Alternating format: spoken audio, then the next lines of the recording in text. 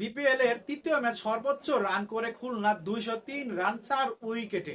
সেখানে এই 204 রানের ভিতরে সর্বোচ্চ রান করে উলিয়াম বসিত 75 রান এবং পরবর্তী আরেকজন ব্যাটসম্যান বাংলাদেশি মাহিদুল ইসলাম অঙ্কন, সে রান করে 22 বলে 59 রান। তার ব্যাট থেকে আসে একটি 4 এবং 6টি 6। দুর্দান্ত ব্যাট করে এই ব্যাটসম্যান। আরেকজন ব্যাটসম্যান আছে মোহাম্মদ নাইম, সে 26 রান করে এবং খুলনার যে ক্যাপ্টেন রয়েছে মেহেদী মিরাজ, সে রান করে 18 রান। তাদের 4 উইকেটে খুলনা 203 রান করে 204 রানের টার্গেটে মাঠে নামে চট্টগ্রাম কিন্তু ভালো সুযোগ তৈরি করতে পারে না। ওপেনিং ব্যাটসম্যান নাইম ইসলাম, সে রান করে 12 এবং আরো একজন বাংলাদেশের তরুণ ব্যাটসম্যান পারভেজ ইমন, সে কিন্তু ভালো সুযোগ তৈরি করতে পারেনি, সে 13 রান করে। ওপেনিং জুটি কিন্তু খুলনা চট্টগ্রাম ওপেনিং জুটি কিন্তু ভালো সুযোগ তৈরি করতে পারেনি এবং কিন্তু অতিরিক্ত উইকেট চলে যায়। শেষ পর্যন্ত কিন্তু দলের জয়ের জন্য চেষ্টা করে শামীম হুসাইন 38 বলে 78 রান করে থাকে। এই ব্যাটসম্যান দুর্দান্ত খেলা খেলে এই চট্টগ্রাম হয়ে কিন্তু শেষ পর্যন্ত কিন্তু দলকে জেতাতে ব্যর্থ হয়। অবশেষে কিন্তু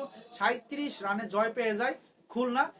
শামীম হুসাইন কিন্তু দলকে জেতানোর জন্য চেষ্টা করে কিন্তু সে ব্যর্থ হয়, কেননা সেখানে কিন্তু ওপেনিং ব্যাটসম্যান কিন্তু ভালো সুযোগ তৈরি করতে পারেনি। আর একজন ব্যাটসম্যানের মাধ্যমে কিন্তু দলকে জেতানো সম্ভব হয় না, সেটা কিন্তু চেষ্টা করেছিল শামীম হুসাইন, সেখানে কিন্তু ব্যর্থ হয় এই ব্যাটসম্যান। 2024 বিপিএল এর তৃতীয় ম্যাচটাই কিন্তু সর্বোচ্চ রান করে থাকে খুলনা এবং কিন্তু শেষ পর্যন্ত কিন্তু খুলনা 37 রানে জয় পায় এবং ভালো ব্যাট করে থাকে কিন্তু এই ব্যাটসম্যান মাহিদুল ইসলাম অঙ্কন, সে 22 বলে 59 রান। সেটা কিন্তু একটা ভালো রান করার মাধ্যমেই কিন্তু 203 রান করা সম্ভব হয়েছিল এই খুলনার।